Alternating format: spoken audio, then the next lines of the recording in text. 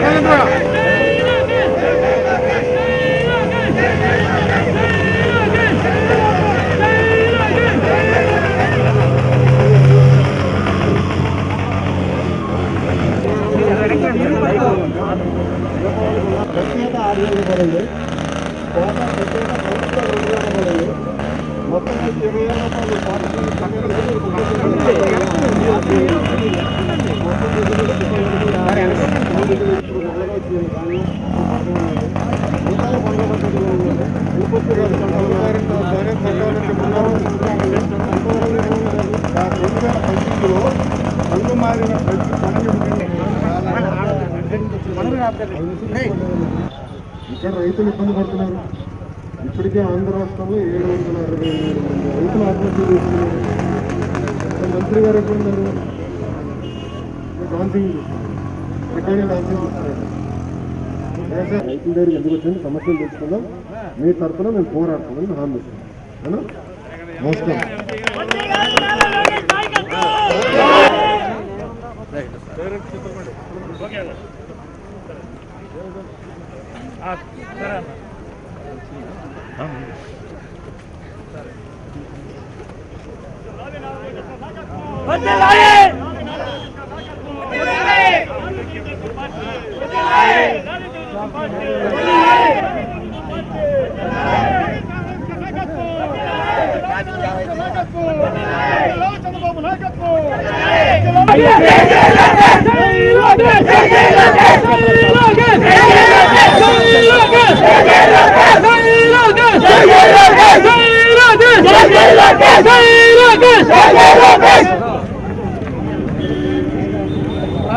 రావాలి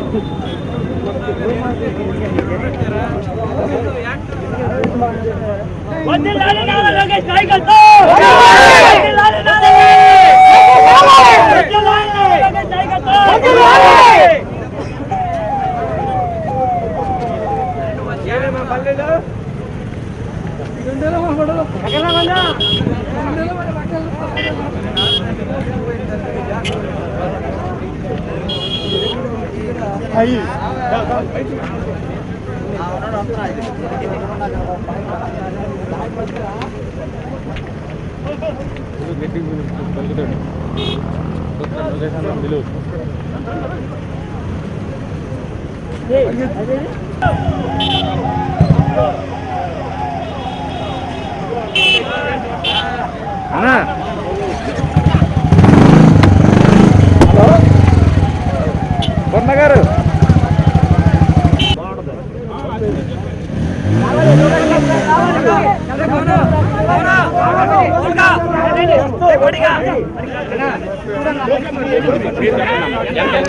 క్లియర్గా చెప్పండి.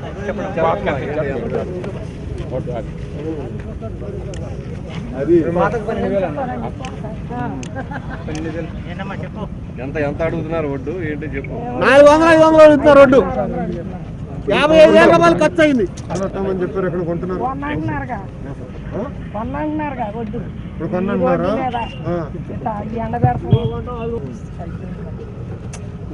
ఎక్కడికి వెళ్తా? మంచి ఆటి కూడా 100 రూపాయలు తగ్గింది.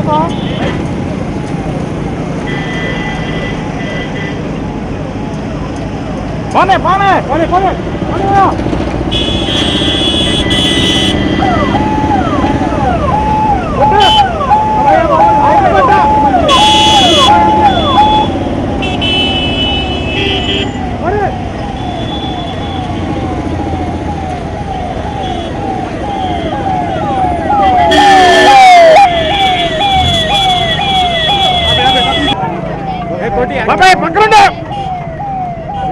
బాబాయ్ నువ్వు తప్పు కొట్టి ఊర్లో ఏమేశారు?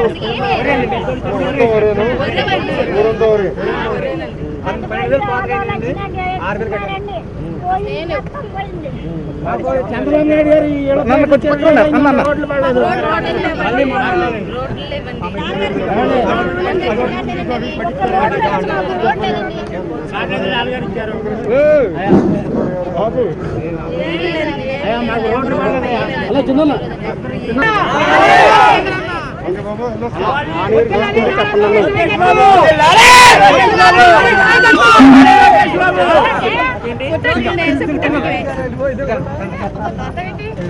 ఓకేనా? కలుస్తా బాబా.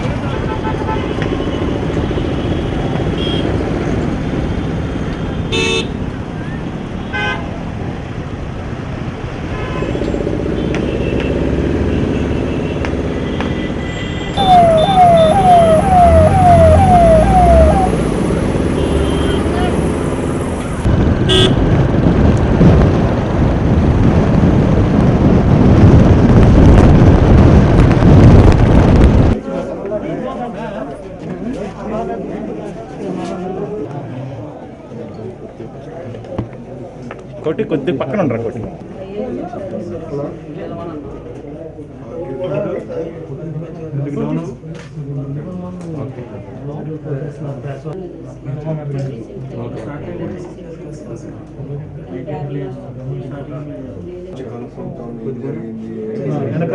ఇప్పుడు ఎంత ఇస్తానని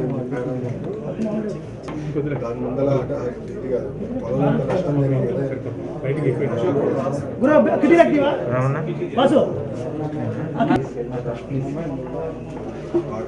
దాని కూడా చేపట్టిన దాని కూడా ఇప్పుడు రంగు మారింది ఎవరు కొనుగోలు చేయట్లేదు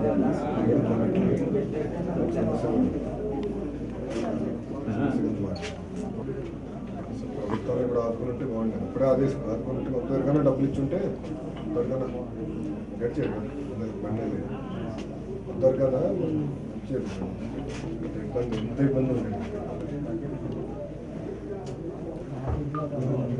పెద్దగా కోల్పోతుంది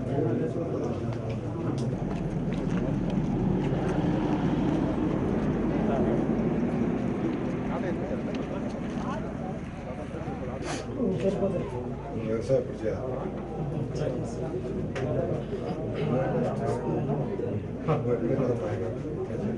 హైదరాబాద్కి వెళ్ళి ఎంత అయింది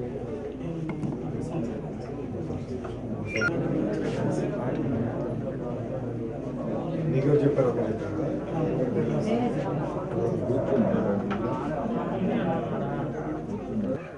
మమ్మల్ని నాకు రాకేశాను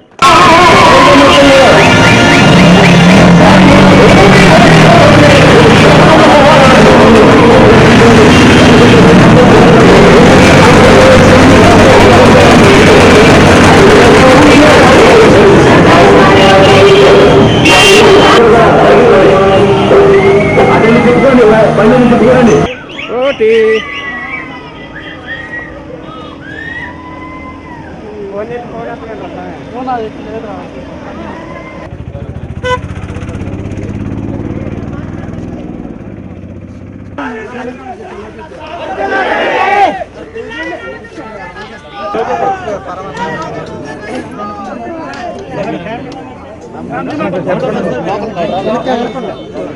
వాళ్ళు అనుకుంటారు నువ్వు మా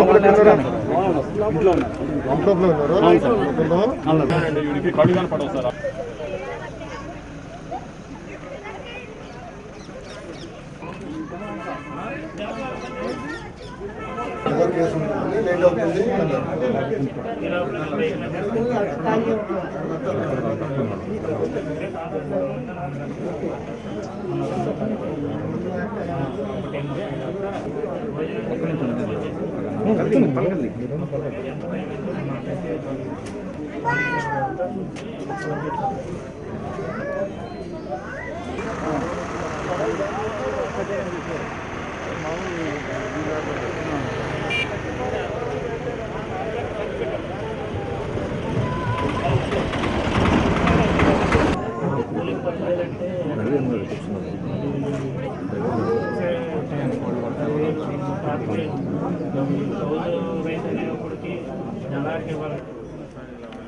లోకేష్ పరామర్శ తర్వాత లైవ్ ప్రేమ్ అన్న లైవ్ ఉంటుంది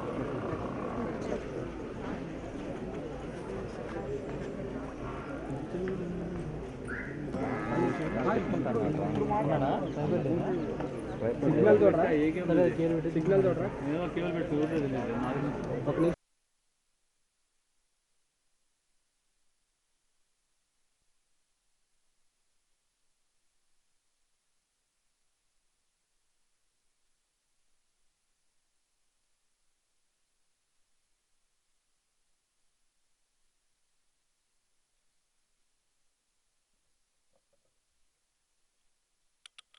579 రోజులైంది.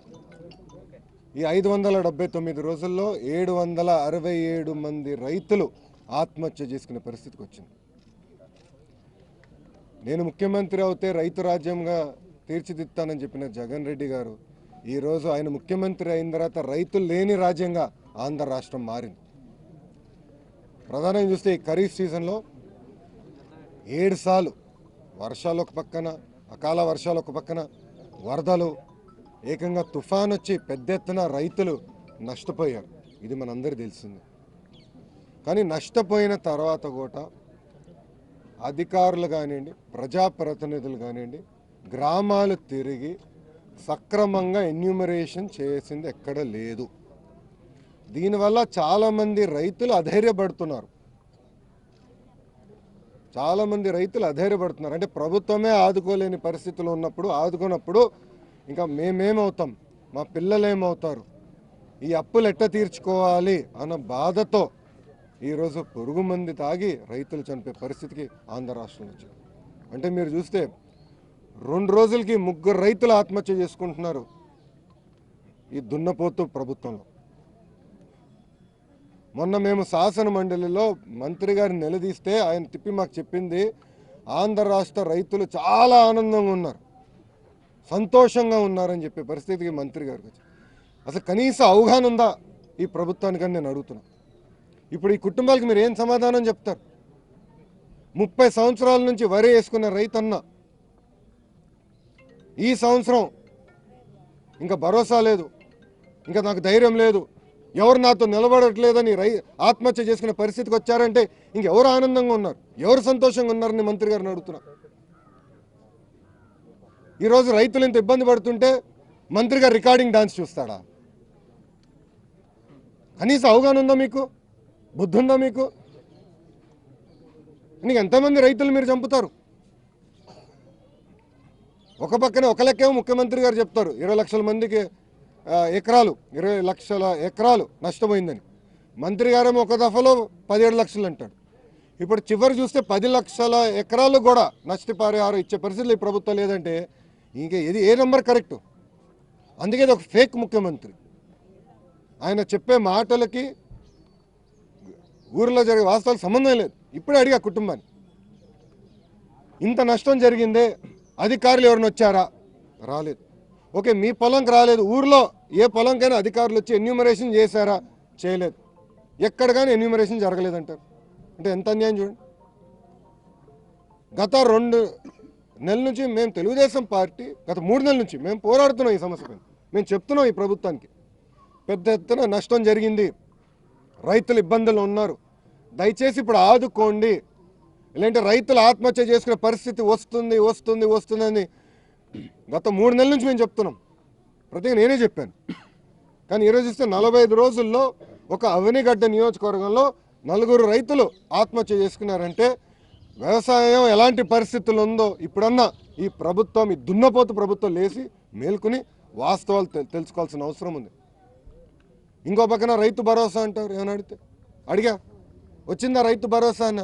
రాలేదంటారు. అక్కడ కూడా మోసం. అంటే ఫేక్ సీఎం ఏ స్థాయికి వెళ్తున్నారంటే ఆనాడు 12,500 రూపాయలు మేము రాష్ట్ర ప్రభుత్వం నుంచి ప్రతి రైతుకి ఇస్తామన్నారు. అది కాస్త కట్ చేశారు 7,500. అంటే 5 సంవత్సరాల్లో ప్రతి రైతుకి 25,000 రూపాయలు నష్టం చేస్తుంది ఈ ప్రభుత్వం. ఇన్పుట్ సబ్సిడీ తీసుకోండి, ఎక్కడ ఇచ్చే పరిస్థితులు ఈ ప్రభుత్వం లేదు. ఇన్సూరెన్స్ చూడండి, ఆనాడు చంద్రబాబు నాయుడు గారు శాసనసభలో పోరాడిన తర్వాతనే డబ్బులు విడుదల చేశారు.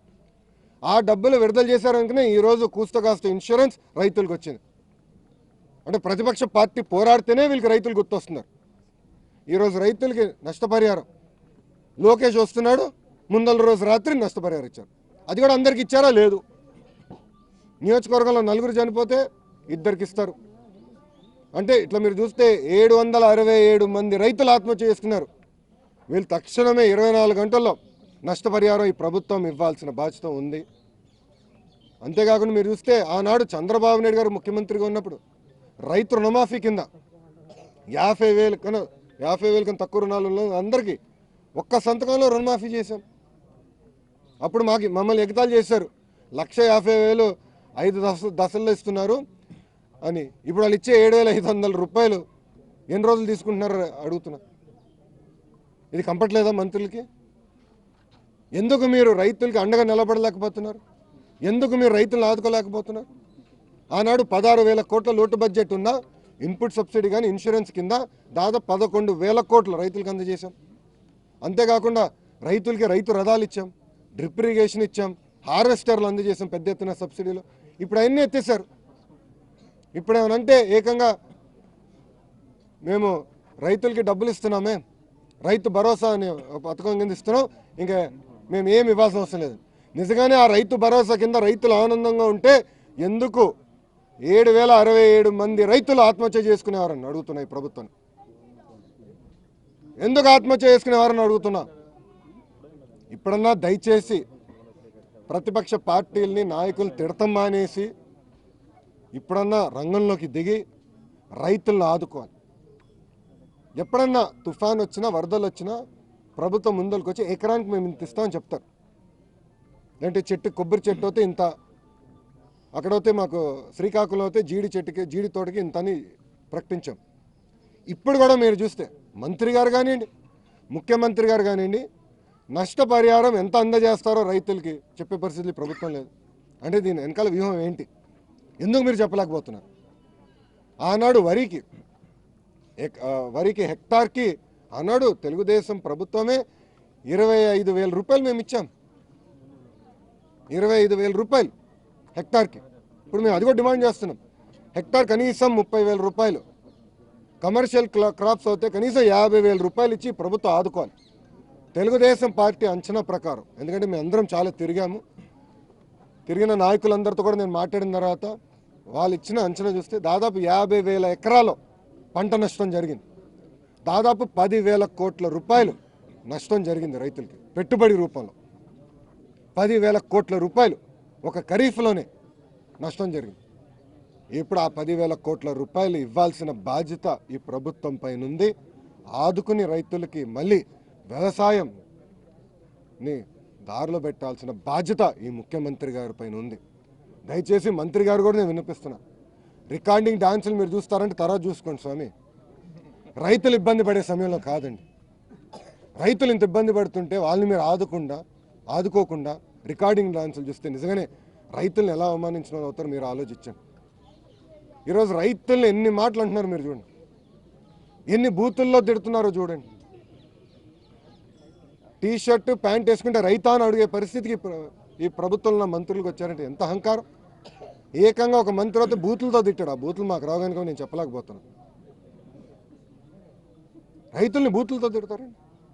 అన్నదాత పెట్టి అన్నం మీరు తిని బతుకుతున్నారు. దయచేసి ఇప్పుడన్నా ఆలోచించండి. మీరు ఆలోచించి ఈ రైతుల్ని తక్షణంగా ఆదుకుని ఆత్మహత్య చేసుకున్న రైతులకి నష్టపరిహారం 24 గంటలు మీరు అందజేయాలి. అదే కాకుండా మేము ఏదైతే డిమాండ్ పెట్టామో హెక్టార్కి 30,000 రూపాయలు, కమర్షియల్ క్రాప్స్ అయితే 50,000 రూపాయలు ఇచ్చి ఆదుకోవాల్సిన బాధ్యత ఈ ప్రభుత్వం ఉంది. లేకపోతే ఆనాడు చెప్పే ఈనాడు కూడా చెప్తున్నా, రాబోయే మళ్ళీ 6 నెలల్లో పెద్ద ఎత్తున రైతులు మళ్ళీ ఆత్మహత్య చేసుకునే పరిస్థితి వస్తుంది. నేను చూసామన్న ప్రకాశం జిల్లాలో తిరిగిన మిర్చి రైతులు, ఒక్కొక్క రైతు 7 నుంచి 8 లక్షలు అప్పు చేసుకుని కరెక్ట్గా పంట చేతికి వచ్చే సమయంలో అకాల వర్షాలు దెబ్బతినింది. ఇంకా మా భవిష్యత్తు ఏంటని ఆలోచించే పరిస్థితులు. ఇక్కడ కూడా చూస్తే కుటుంబాలతో మాట్లాడుకున్నారు, కలిసి ఆత్మహత్య చేసుకుందామా, ఏమవుతుంది మన పరిస్థితి. అంటే సమస్య ఉందని తెలుసు, కానీ పరిష్కరించాలన్న మనసు ఈ ప్రభుత్వానికి లేదు. అదే బాగా ఇప్పుడన్నా ఈ దున్నపోతు ప్రభుత్వం మేల్కొని వాస్తవాలు తెలుసుకుని రైతులను ఆదుకోవాలా. లేకపోతే రాబోయే రోజుల్లో దున్నపోతుని ఎట్లయితే ముళ్ళకర్రతో గట్టిగా పొడుస్తారో రైతులు అదేవిధంగా ఈ ప్రభుత్వాన్ని పొడిసే పరిస్థితి వస్తుంది. దయచేసి ఇప్పుడన్నా ఆలోచించి తక్షణమే రైతులను ఆదుకోవాలని ఈ ప్రభుత్వానిపైన మేము ఒత్తిడి తీసుకొస్తున్నాం. అందుకే ఈరోజు తెలుగుదేశం పార్టీ రైతు కోసం అనే కార్యక్రమం చేపట్టాం. ఇది కేవలం ఉద్యమాలు చేసేదానికి కాదు, రైతులకు ఒక భరోసా ఇచ్చేదానికి. మేము మీకు అండగా నిలబడతాం, మీ తరపున మేము పోరాడతాం. ఎవరు అధైర్యపడాల్సిన అవసరం లేదు, ఎవరు ఆత్మహత్య చేసుకోవాల్సిన అవసరం లేదు. మీ తరపున మేము పోరాడతాం, మీకు న్యాయం జరిగే వరకు పోరాడతాం అని చెప్పేదానికే ఈ రైతు కోసం కార్యక్రమం కూడా చేపడటం జరిగింది. ఇది మొదటి రోజు. ఈ 3 రోజుల పాటు రైతులతో మేము కలిసిమెలిసి ఈ ప్రభుత్వం పైన ఒత్తిడి తీసుకొచ్చి ఎట్టి పరిస్థితుల్లో న్యాయం చేసే బాధ్యత కూడా తెలుగుదేశం పార్టీ తీసుకుంటుంది. ఇన్పుట్ సబ్సిడీ ఇవ్వడానికి ప్రభుత్వం ఇప్పుడే ఒక నిర్ణయం తీసుకుంది. 601 కోట్ల రూపాయల వరకు ఏదైతే పరిపాలన అనుమతిని అయితే ఇప్పుడే జారీ చేసింది. అంటే ఏదైతే లివర్ తుఫాను వల్ల ఏదైతే పంట నష్టపరిహారం ఇవ్వాలో దానికి సంబంధించి 600 కోట్ల పైన ఇప్పుడే పరిపాలన అనుమతి అయితే ఇచ్చింది. విచిత్రం ఏంటంటే మీకు గతంలో కొనిన ధాన్యం 2019లో కొనిన ధాన్యం బకాయిలే 2,000 కోట్ల రూపాయలు సుమారుగా ఉంది. అదే ఇవ్వలేదు ఇంకా ఈ ప్రభుత్వం, అదే ఇవ్వలా.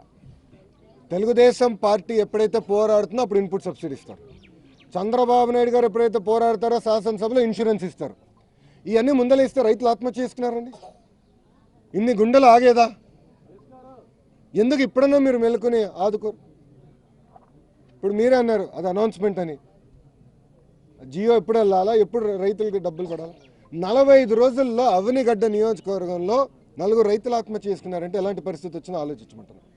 27 నవంబర్ నాడు తారకరావు గారు ఒక అవనిగడ్డ నియోజకవర్గం నుంచి వరి వేసిన రైతు ఒక వీడియో తీసి పంపించాడు, రాష్ట్రం అంతా వైరల్ అయింది. ఆదుకోండి, మేము చూడండి ఎంత నష్టం జరిగింది వరిలో, మమ్మల్ని ఇప్పుడన్నా ఆదుకోండి అని ఆయన వీడియో తీసి చూపించాడు. ఆయన ఆవేదన చెప్పాడు. ఈరోజు కలిసే నేను అప్పుడే ప్రభుత్వ రంగంలో దిగి ఉంటే ఇంతమంది ఆత్మహత్య చేసుకునే పరిస్థితి వచ్చేది కాదు. కానీ ప్రభుత్వం చేతకంతనం వల్ల ఇంతమంది ఆత్మహత్య చేసుకునే పరిస్థితి వచ్చింది. ఇంకా మనుషులు చనిపోయిన తర్వాత ఏదో పైన ఏదో డబ్బులు ఇచ్చేస్తే పని అయిపోతుంది అనుకుంటే దాని విషయంలో దౌర్భాగ్యం ఉండదు. ఇప్పుడన్నా 10,000 కోట్లు ఏదైతే నష్టం జరిగిందో, పంట నష్టం జరిగిందో ఇచ్చి ఆదుకోవాల్సిన బాధ్యత ఈ ప్రభుత్వం. అంటే చంద్రబాబు తీవ్ర స్థాయిలో విమర్శిస్తూ ఉన్నారు, మీ పర్యటనని బాగా విమర్శిస్తున్నారు. ఎందుకంటే ప్రభుత్వం అన్ని విధాలు ఆదుకుంటుంది. 29వ తారీఖు నష్టపరిహారం మొత్తం వాళ్ళ అకౌంట్లో పడుతుంది. ఇలాంటప్పుడు కేవలం రాజకీయం చేయడానికే వీరు చేస్తున్నారు. వీరు ప్రభుత్వం ఉన్న 5 ఏళ్లలో వీరు రైతుల్ని కనీసం రైతుల సమస్యల గురించి పట్టించుకోవాలని చెప్పారు. Very good. ఇప్పుడు ఇదే కన్నబాబు గారిని సూటిగా ప్రశ్నిస్తున్నా. ఇన్పుట్ సబ్సిడీ ఇన్సూరెన్స్ కింద 11,000 కోట్ల 5 సంవత్సరాలు తెలుగుదేశం ప్రభుత్వం ఇచ్చిందా, ఇవ్వలేదా? మీరే మంత్రి గారు కదా, రికార్డులు తీయండి. రుణమాఫీ కింద ఎంత ఇచ్చామో తీయండి రికార్డులు. అదేవిధంగా సబ్సిడీ రూపంలో ఈ ట్రాక్టర్ రైతు రథాలు కానివ్వండి, డ్రిప్ ఇరిగేషన్ కానీ అన్నీ ఇచ్చాం కదా, అయ్యా ఎంత తీసి మీరే తీసి చెప్పండి. ఇప్పుడు ఇవ్వలేదంటాం ఒకటి, ఇచ్చింది ఇదిగో ఇంతే ఇచ్చారని చెప్పాలి కదా. అంతేగాని మంత్రి గారు రికార్డింగ్ డాన్స్కి వెళ్తే ఎట్లా స్వామి? 767 మంది రైతులు ఆత్మహత్య చేసుకుంటే మంత్రి గారు రికార్డింగ్ డాన్స్కి ఎట్లా వెళ్ళారు? సూటిగా అడుగుతున్నా. అని మానవత్వం ఉందా, మనసు ఉందా రైతుల పట్ల? ఇంతమంది ఆత్మహత్య చేసుకుంటే ఈయన రికార్డింగ్ డాన్స్కి వెళ్తాడా? అలా ఉంది ప్రభుత్వం పరిస్థితి. సో మీరు చెప్పిన లెక్కలు కూడా ఎట్టుంటుంది. ఇప్పుడు ఎన్యూమరేషన్ అంటున్నాం, అడిగా ఎవరిని వచ్చారా, ఎవరు రాలేదన్నారు. ఓకే మీకు రాలేదు, ఊర్లో ఎవరికైనా వచ్చారా అన్నాడు, ఊర్లో కూడా ఎవరికి చేయలేదు అంటున్నారు. ఇప్పుడు ఏమంటారు, ఈ క్రాప్ ఆధారంగా తీసుకుంటారు. ఆర్బీకే సెంటర్లు పెద్ద ఫ్లాప్, అది రంగుల సెంటరు. అక్కడ ఈ క్రాప్లోనే ఎక్కించింది 50%. ఆ 50%లో కేవలం 20%కి ఇచ్చేదానికి ఈ ప్రభుత్వం ప్రయత్నిస్తుంది. ఇప్పుడు అడుగుతున్నా మంత్రి గారిని, 29 ఇస్తున్నారు అంటే రేపే 29 నాడు మీరు ఎంత ఇస్తున్నారు సూటిగా అడుగుతున్నా. ఎన్ని వందల వేల లక్షల కోట్లు ఇస్తున్నారు రైతులకు మాకు చెప్పండి, చాలు, నో ప్రాబ్లం. కానీ అదేం చెప్పడు కదా.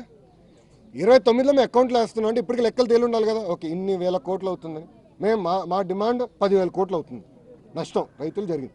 10,000 కోట్లు వేస్తున్నారా? లేదు. మీకు పెద్ద మనసు 15,000 కోట్లు వేస్తున్నారా? లేదంటే మీకు మనసు లేదు కనుక ఏదో 100 కోట్లు ఇచ్చేసి తప్పించుకునేదానికి ప్రయత్నిస్తున్నారు? చెప్పమనండి మంత్రి గారిని.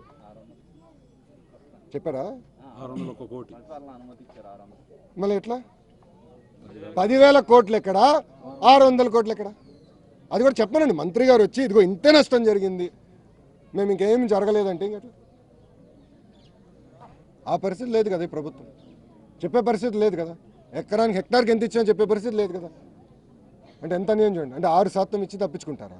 ఎట్లవుతుంది? అంటే ఎంత మనసు ఉందో చూస్తారు. ఇంకేం చెప్పాలి ఈ ప్రభుత్వానికి?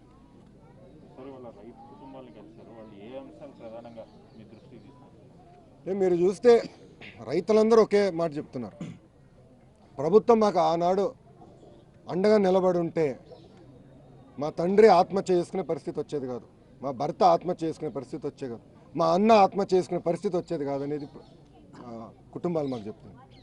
ఎవరు పట్టించుకోలేదు, ప్రభుత్వాలు పట్టించుకోలేదు, కనీసం ఇంత ఇస్తామని చెప్పలేదు, ఎన్యూమరేషన్ ప్రాసెస్ ప్రారంభించలేదు, పెద్ద ఎత్తున మేము నష్టపోయాం, ఆదుకోలేదు. ఇంకా ఈ ప్రభుత్వం వల్ల మాకేం రాదు అని భావించి ఈ పరిస్థితికి మా తండ్రి లేదంటే మా అన్న మా తమ్ముడు లేదంటే మా భర్త ఆత్మహత్య చేసుకునే పరిస్థితి వచ్చిందని అదే స్వయంగా చెప్తాను.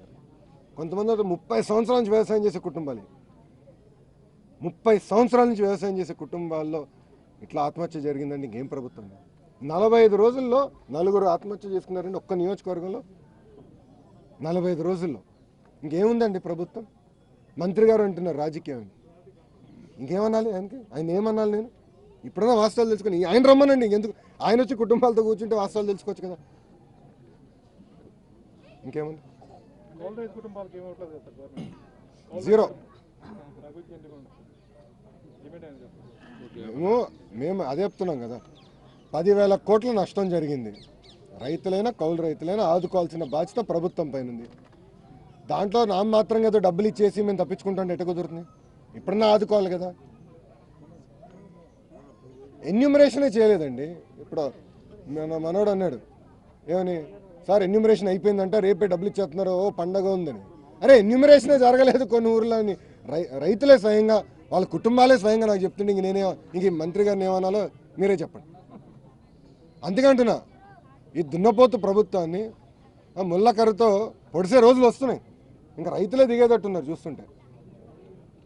చాలామందికి అసలు వ్యవసాయం వద్దు, మాకు వద్దు, ఈ ప్రభుత్వం వల్ల మాకు వ్యవసాయంలో ఎట్టి పరిస్థితులు లాభసాటిగా ఉండదు అని చెప్పే పరిస్థితికి వచ్చారు. ఇప్పుడే చెప్పారు నాకు అలాంటి పరిస్థితి వచ్చారు. ఇప్పుడు సంక్షేమ పథకాలు కూడా చాలా మటుకు ఆంక్షలు పెడుతున్నారు. అంటే అమ్మఒడికి చాలా ఆంక్షలు పెడుతున్నారు, ఫీజు ఆంక్షలు పెడుతున్నారు. భవిష్యత్తులో ఈ యొక్క ఇంప్లిమెంట్ అయ్యే అవకాశం ఉన్నదా? ఇప్పుడు రైతు రాజ్యం అని చెప్తున్నాడు. సూటిగా ప్రశ్న అడుగుతున్నాను. రైతు రాజ్యంలో మోటార్లకి మీటర్లు ఎవరన్నా బిగిస్తారని అడుగుతున్నా. ఈరోజు ఈ ప్రభుత్వం ఏకంగా ఎక్కువ అప్పు తీసుకునేదానికి వాళ్ళ దుబారా ఖర్చులకి ఎక్కువ అప్పు తీసుకునేదానికి ఏకంగా రైతులకు ఉన్న అన్ని మోటార్లకి మీటర్లు బిగిస్తున్నారు. మీటర్లు లేకపోతే ఏమి లేదు, బిల్లులు లేవు. మీటర్ వస్తే ఫస్ట్ వచ్చేది ఏంటి? బిల్లు. అది కూడా ఎలాంటి మీటర్లు బిగిస్తున్నారు? స్మార్ట్ మీటర్లు అంట. అంటే ఇప్పుడు సెల్ ఫోన్ బిల్లు ఒక నెల మనం లేట్గా కడితే డిస్కనెక్ట్ అయిపోతుంది కదా, అలాంటి మీటర్లు తీసుకొచ్చి బిగిస్తున్నారు. ఇప్పుడు మీటర్లు లేకనే 767 మంది రైతులు ఆత్మహత్య చేసుకున్నాడు ఇదే ప్రభుత్వంలో. ఇంకా మీటర్లు బిగించి మీరు అనేది నిజం అవుతే, అంటే నాకు తెలియలేదు జియో ఇష్యూ చేశారని, నిజంగానే ఈ డబ్బులు ఇచ్చారంటే మటుకు పెద్ద ఎత్తున రైతులు ఆత్మహత్య చేసుకునే పరిస్థితి ఇంకా వస్తుంది ఆంధ్ర రాష్ట్రం. దాంట్లో సందేహం లేదు. ఇంకా ఇలాంటి పరిస్థితి ఇంకేం చెప్తాను. రైతు కోసం అనేది మొదటి విడత మేము 3 రోజులు పెట్టుకున్నాం. ఒకరోజు అయితే ఆంధ్ర రాష్ట్రంలో ఎక్కడైతే రైతులు ఆత్మహత్య చేసుకున్నారో వాళ్ళ కుటుంబాలన్నీ పరామర్శించేదానికి తెలుగుదేశం పార్టీ ముందరికెళ్తుంది. రెండో రోజు వచ్చేసి పెద్ద ఎత్తున మేము రచ్చబండ్లు ఏర్పాటు చేసుకున్న రైతులతో మమేకమై మొన్న తుఫాను వల్ల జరిగిన నష్టమే కాకుండా రాబోయే రోజుల్లో ఈ మోటార్లకి ఎట్లయితే మీటర్లు బిగిస్తున్నారు ఎన్నిటిపైన చర్చించి మూడో రోజు పెద్ద ఎత్తున అక్కడ మండల అధికారుల దగ్గరికి వెళ్ళి, ఎందుకంటే ఎన్యూమరేషన్ కూడా సరిగ్గా జరగలేదు కనుక పెద్ద ఎత్తున అధికారుల దగ్గరికి వెళ్ళి ఉద్యమం కూడా మేము చేస్తాం. అంటే సందేహం లేదు. ఇంక ఇది పునాది మాత్రమే. రాబోయే రోజుల్లో పెద్ద ఎత్తున తిరుగుబాటు ప్రభుత్వమైన రాబోతుంది. 12 లక్షల ఎకరాలు తెచ్చి 640,000 కోట్లు తెచ్చారు. 12 లక్షల ఎకరాలు 50 లక్షలు ఓకేనా? సాక్షిగా ఏమైనా క్వశ్చన్ ఉందా? లేదా? ఓకేనా? అంతేనా? గట్టిగా చేయాలి మీరే. ఓకేనా? Thank you very much. 12 లక్షల ఎకరాలు ఇస్తాను. 12 లక్షల ఎకరాలు తెచ్చారు.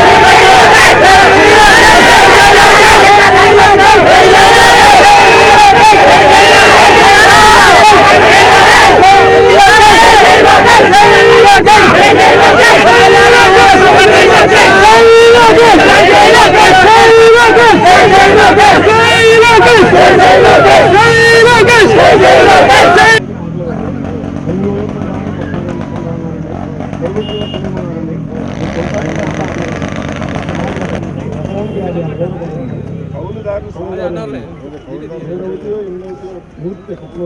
ఓటు కూడా అనుకుంటారో తెలియదు.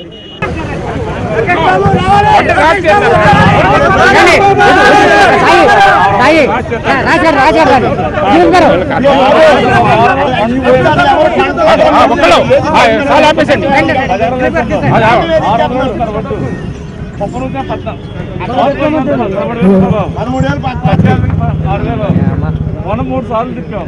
3 రోజులు 800 400 కొనగలి బాబు. మొత్తం 55 రూపాయలు ఆల్రెడీగా పెట్టుబడి పెట్టాం. కౌలు 20 బస్తాలు కౌలు. ఇప్పుడన్నా కొంచెం ఇప్పుడు సమస్యలు ఉన్నాయి. ఖరీఫ్లో బాగా దెబ్బతిన్నాం మనం. అకాల వర్షాల వల్ల పంట నష్టం జరిగింది. రంగు మారిన ధాన్యం కొంటామని ప్రభుత్వం చెప్పింది. దానిపైన పోరాడాలి. మేము మీ తరఫున పోరాడతాం. సమస్యలు వచ్చి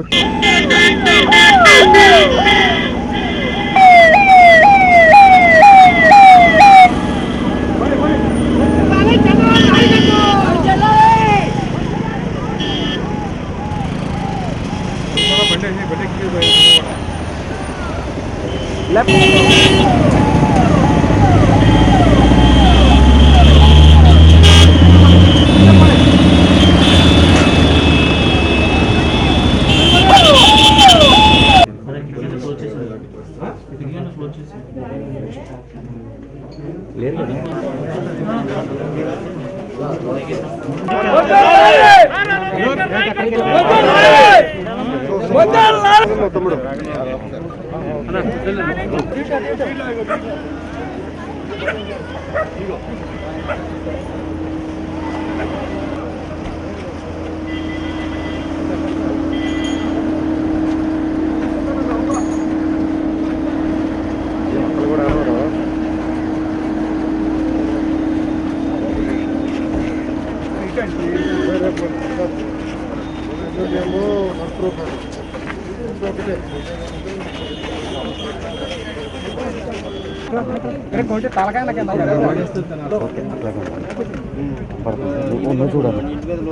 ఓకేనా? 2 లక్షలు బయట ప్రసాదాన్ని ఇక్కడ కాదు అక్కడ మాట్లాడుతాను. ఇదేమో ఒక పంట చేతికి రాబోయేసరికి ఏం చేయాలి అక్కడికి వెళ్ళిపోయి ఆడ మాట్లాడుతాను. తుఫాన్ వల్ల మీకు బాగా అంతకు ముందే పడిపోయింది సార్. తుఫాన్ అనేసరికి వర్షాలు దీపావళి ముందు వాళ్ళని పడినాయి కదా సార్. మనకి ఎంత అవుతుంది పెట్టుబడి మొత్తం